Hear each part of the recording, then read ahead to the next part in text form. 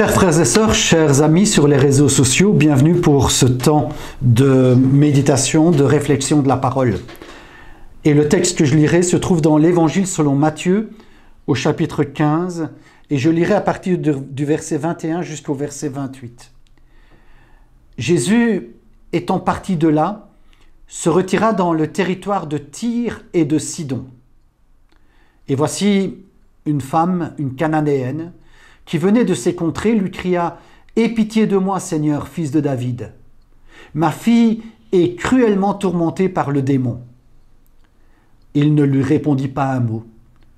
Et ses disciples s'approchèrent et lui dirent avec instance « Renvoie-la, car elle crie derrière nous. » Il répondit « Je n'ai été envoyé qu'aux brebis perdues de la maison d'Israël. » Mais elle vint se prosterner devant lui en disant « Seigneur, secours-moi. » Il répondit « Il n'est pas bien de prendre le pain des enfants et de le jeter aux petits chiens. »« Oui, Seigneur, lui dit-elle, mais les petits chiens mangent les miettes qui tombent de la table de leur maître. » Alors Jésus lui dit « Femme, ta foi est grande, qu'il te soit fait comme tu veux. » Et à l'heure même, sa fille fut guérie. À la lecture de ce texte, une première impression serait que Jésus est raciste, que Jésus est misogyne, c'est-à-dire anti-femme, méprisant envers cette femme qu'il traite de chien. Il apparaît donc comme un misogyne, comme un raciste, en comparant les étrangers au peuple d'Israël à des petits chiens. Et finalement, c'est cette femme, par ses réflexions, qui va provoquer un changement d'attitude de Jésus, et pas le contraire. C'est une belle, grosse difficulté, n'est-ce pas?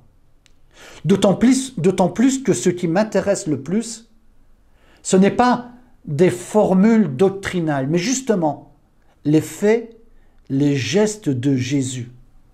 Son regard aussi m'intéresse beaucoup. Ici, Jésus se tait.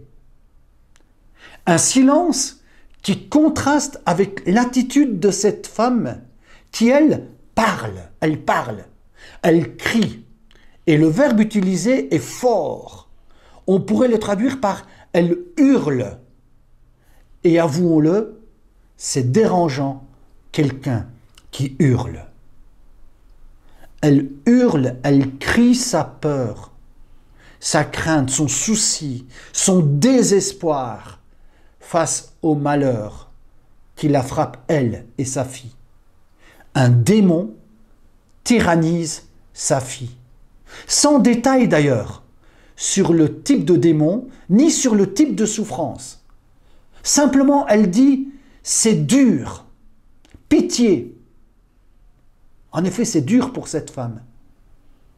C'est dur pour cette fille qui est absente d'ailleurs. Ça doit être dur pour toute la famille. Et le désespoir serait encore plus grand si Jésus ne faisait rien. Non pas parce qu'il ne veut rien faire, mais parce qu'il oppose une souffrance à une autre. Il dit « Je suis venu pour les brebis perdues ». Et le mot « perdu » a une connotation de perdition entre les mains du prince de la perdition, Satan, le diable. Dois-je m'occuper de préférence des brebis de ceux qui sont tyrannisés par le démon en Israël, ou dois-je aussi m'occuper de cette fille qui n'est pas d'Israël?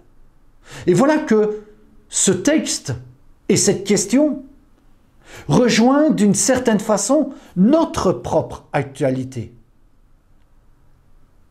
Bien sûr, pour le moment, nous sommes tous occupés à nous protéger du Covid.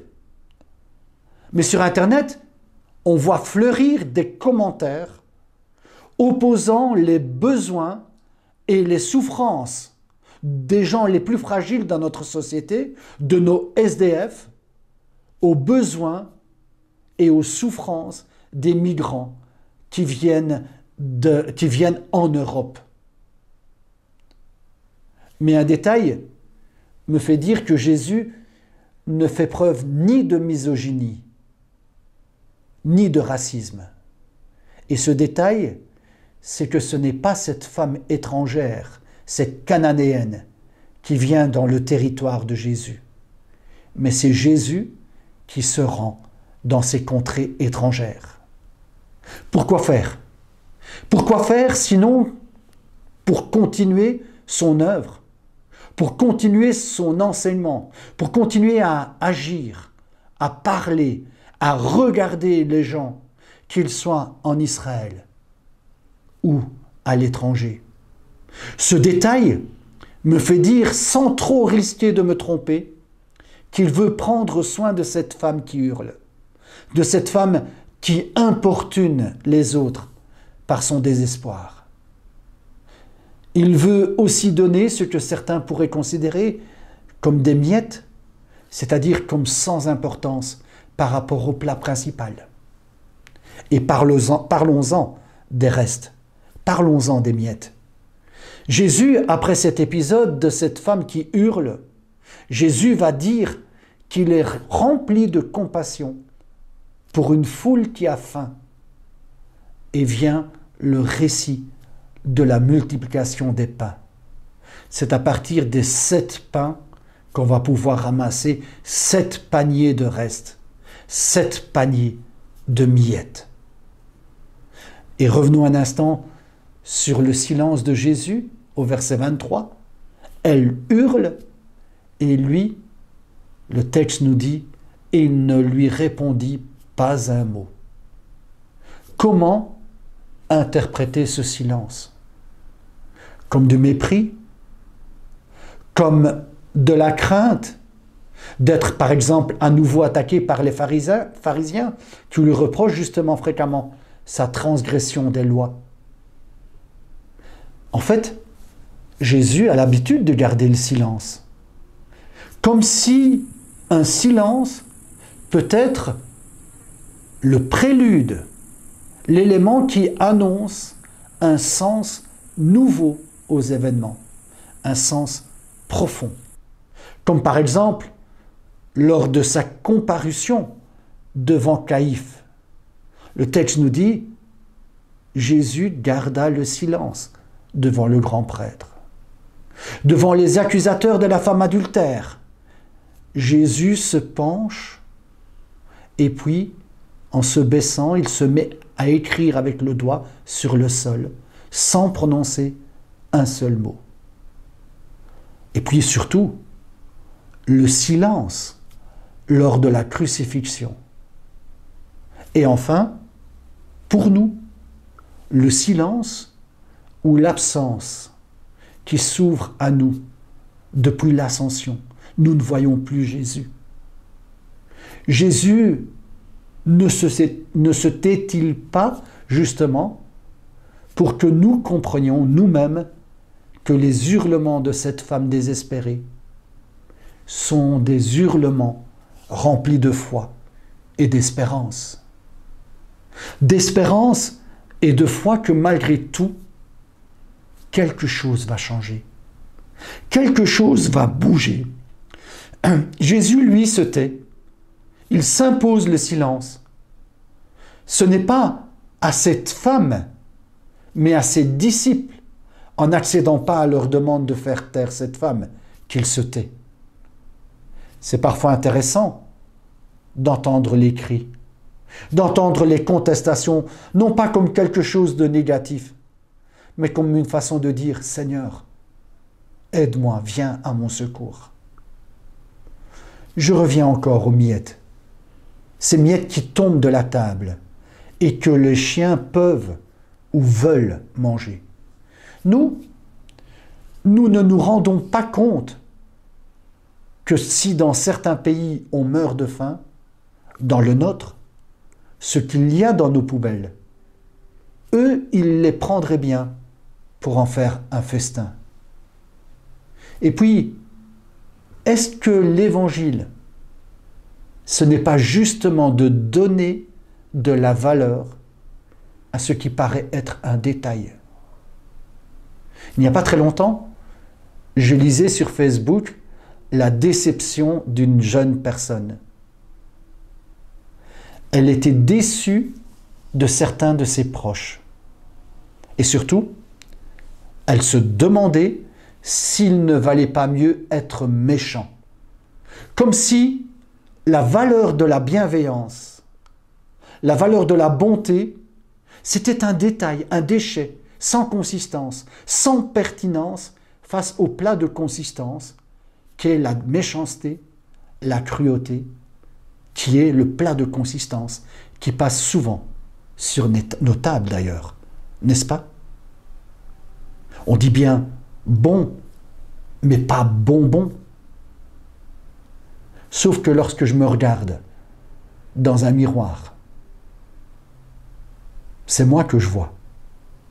Et que lorsque je me regarde au miroir du Christ, c'est aussi moi que je vois. Tout cela pour dire que la cruauté et la méchanceté, je dois bien sûr m'en protéger, mais pas au prix de jeter à la poubelle la bienveillance et la bonté.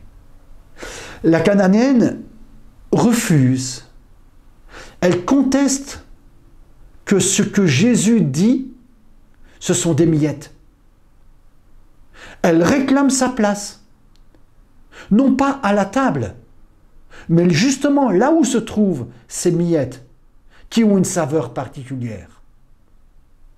Lorsque nous lisons les évangiles, n'oublions pas qu'ils ont été rédigés à une époque où non seulement les chrétiens étaient rejetés par les juifs, mais aussi à l'époque où les chrétiens vont commencer à immigrer dans toute l'Europe et plus loin encore, en Asie et en Afrique. Et pour l'Église naissante, ce qui peut paraître être sans valeur devient l'essentiel qui comble une âme assoiffée.